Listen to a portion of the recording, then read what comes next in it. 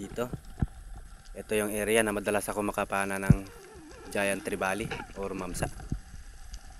Nagbabaka sakali ako na baka may laman. Dito wala pa akong ideya kung may laman o wala, dahil walang galaw yung mga bait fish. Hindi sila natatakot, hindi natataranta. Nagbaka sakali lang ako dito. At habang pababa nga ako sa may biyak, may nakita akong gumalaw. At ayun, isang mamsa. Nakalabitan natin mga bay. Ayos. Ganda ng blessings natin sa araw na ito mga bay. Ilang minuto lang ang nakalipas mula nung pagkahuli natin ng coral trout. Ay ito, nakapakanan na naman tayo ng isang mamsa. Medyo malalim yung spot mga bay. Kaya relax lang ako sa ating para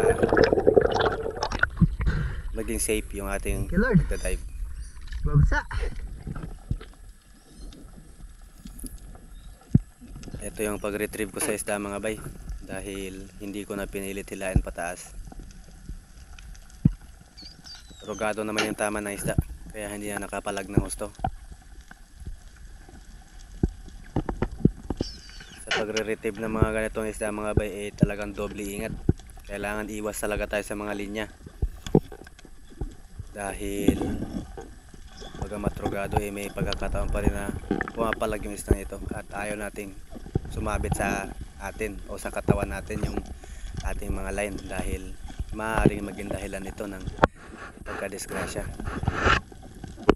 Isa ito sa mga nagiging dahilan ng mga espiro na nadidisgrasya sa maling line management.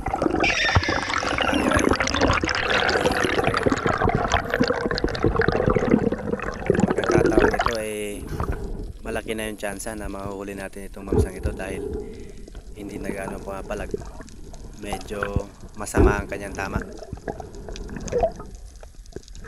Dito ay nagpapasalamat na kagad ako dahil hindi na tayo pinahirapan ng isdang ito sa ating pag-retrieve sa kanya.